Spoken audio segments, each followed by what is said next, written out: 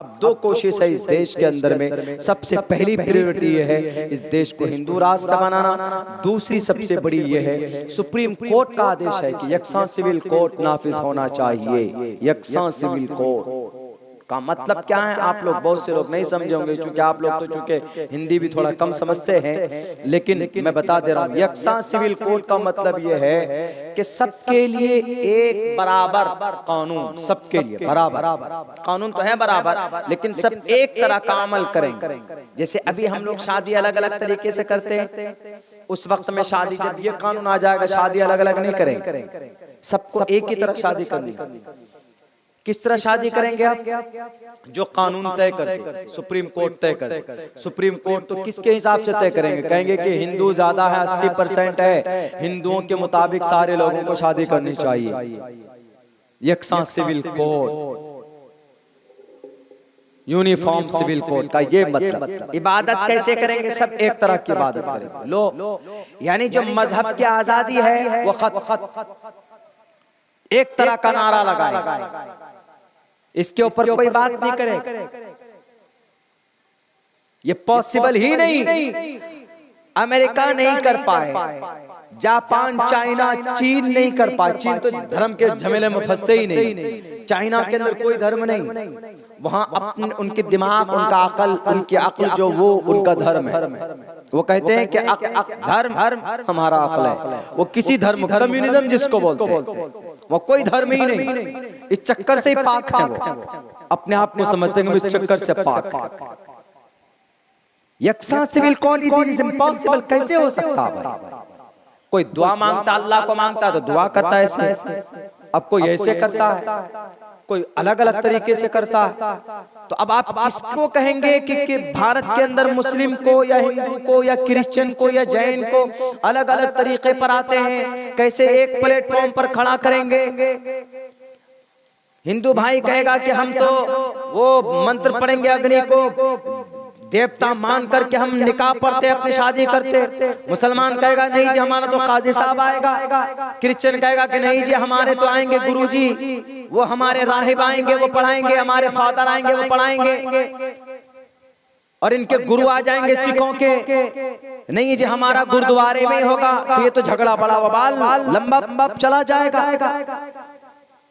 अभी कानून बनना चाहिए या अभी कोई अमल, अगर कोई किसी के ऊपर चर्चा होना चाहिए। 110 रुपए लीटर पेट्रोल हो गया, डीजल महंगा हो गया है, गैस महंगा हो गया है, आदमी परेशान है। आदमी, हम आज हैदराबाद से यहाँ पर आए, जिस फ्लाइट में हम लोग आते थे 5-5.5 हजार में, उसका फेयर, उसका किराया 8,500 रुपए कर दिया है। बताइए क्यों? पूछा इतना महंगा क्यों हो गया? रीजन पेट्रोल जी, पेट्रोल महंगा हो गया।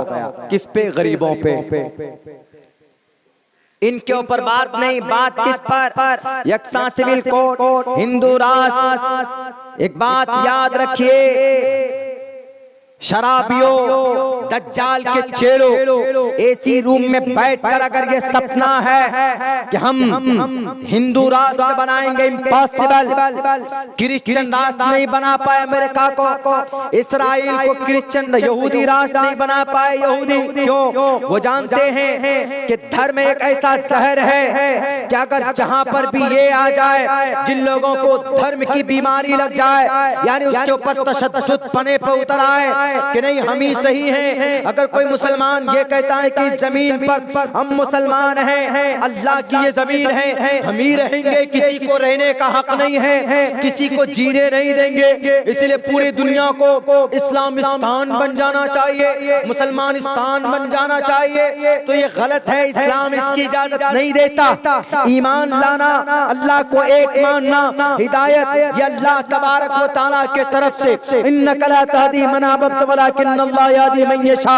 अमेरिका से दोस्ती है हमारे भारत की, बड़े बड़े कंट्री से दोस्ती है हमारे भारत की, जरा उनसे सबक लो। वो इसके ऊपर डिबेट नहीं करते, वो उसके ऊपर कभी भी डिबेट नहीं होती, बहस नहीं होती। वो बहस करते हैं तो मिसाइल कैसे बनाया जाए, वो बहस करते हैं तो चांद पर कैसे जाया जाए, वो बहस करते हैं तो हमारे बच्चों के एजुकेशन सिस्टम को कैसे सुधारा जाए। अगर वो बहस करते हैं तो यूनिवर्सिटी कितनी होनी चाहिए, मेडिकल कॉलेजेस कितने कितने होने चाहिए, कोर्ट कितने होने चाहिए? 5-5 लाख केस आपके एक एक डिस्ट्रिक्ट कोर्ट के अंदर पेंडिंग पड़े हुए। क्यों?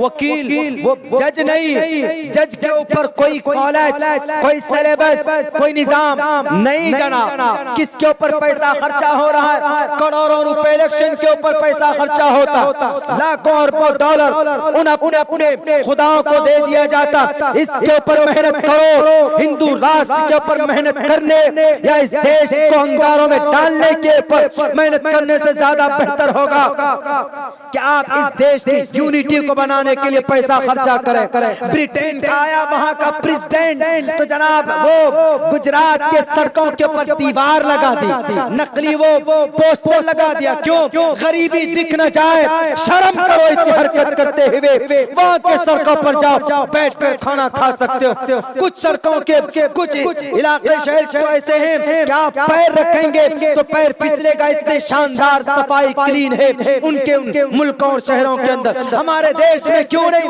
हमारे मुल्क में क्यों नहीं? क्योंकि यहाँ पर ये हिंदू, ये मुस्लिम, ये हनुमान चालीसा और ये लाउड स्पीकर, ये अजान, ये मंदिर, ये गुम्बद, ये मस्जिद, ये टोपी, ये तिलक, बस इसी के ऊपर चल रहा। इस्लाम इन चीजों को महत्व नहीं देता है। हमें नहीं चाहिए कुछ भी, हमें तो आज़ादी और हमें तो मुकम्मल तौर पर खुदा की इबादत के लिए फ्रीडम चाहिए। हम एक दूसरे से लड़ना और झगड़ना न तो चाहते थे, न चाहते हैं और न हम लड़ेंगे न झगड़ेंगे। हमें सिर्फ इन जलसों की आज़ादी, अपने मजहब पर अमल की आज़ादी, नमाज की आज़ादी, रोजे की आज़ादी, ज़कात की मुकम्मल तौर पर आज़ादी, कोई इसके ऊपर इंटरफेयर ना करे।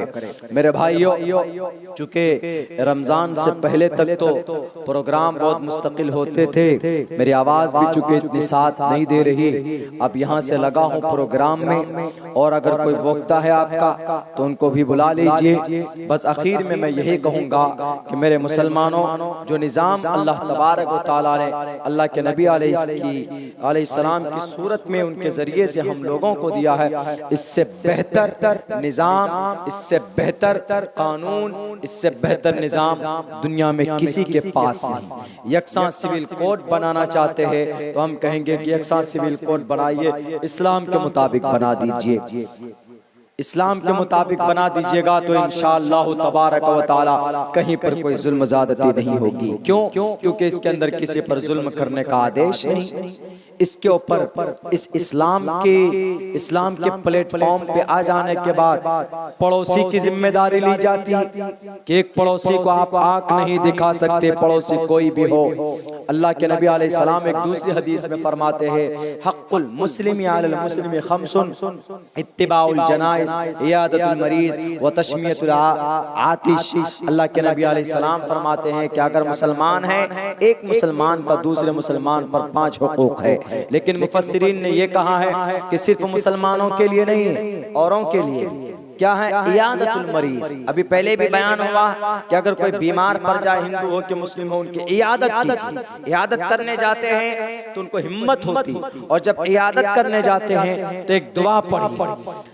अल्लाह के नबी फरमाते हैं कि अगर मौत उस मरीज के मुकद्दर में लिख दिया गया है तो मौत को नहीं टाल सकती, वरना कितनों बड़ी बीमारी में अगर कोई इंसान मुब्तला है, ये दुआ पढ़ने की वजह से उसकी बीमारी खत्म हो सकती। वो दुआ क्या है? अस्अलुल्लाहल अज़ीम रब्बल अर्शिल अज़ीम अन यशफीका। ये छोटी सी दुआ 7 मरतबा पढ़िए, उस आदमी को दम कर दीजिए जो बीमार। इस दुआ को पढ़ने के बाद अगर मौत उसके मुकद्दर में है, उस पेशेंट में, तो मौत को तो नहीं टाल सकती है दुआ। अलबत्ता कोई बड़ी से बड़ी बीमारी है, इंशाअल्लाह अल्लाह के नबी अलैहिस्सलाम का फरमान है कि ये दुआ की बरकत से उस बीमारी को जरूर शिफाया। अस्अलुल्लाहल अज़ीम रब्बल अर्शिल अज़ीम अन यशफीका 7 मरतबा पढ़कर इसको दम कर दीजिए। देख लीजिए फिर कहाँ बीमारी, यकीन के साथ अल्लाह ने उसके मुकद्दर में शिफा लिखी, मौत नहीं है, तो जरूर अल्लाह तबारक व तआला उसको शिफा अता फरमाए। एक तो इयादतुल मरीज, दूसरे क्या है? इत्तिबाउल जनाइज। जनाजा जा रहा, मैयत नहीं पहचानते आप उसको, तो आप उसमें शरीक हो जाइए, ये हक है। किसी की मौत होती है तो जाइए, उसके घर पे जाइए, उसको ऐसा महसूस होगा, उस वक्त परेशानी में होता है, उसको महसूस होगा कि हाँ हमारे साथ हैं, हमारे गम में हैं। खुशी में तो बहुत लोग आएंगे डांस करने, लेकिन गम में कोई नहीं आएगा आपके आंसू पोंछने के। लेकिन ये काम कीजिए, अल्लाह के नबी फरमाते हैं वो तशमियतुल आतिश, छींकने वाले का जवाब दीजिए, वरद्दुस सलाम, अगर कोई सलाम करता है तो आप जवाब दीजिए, गूंगा मत बनकर रहिए।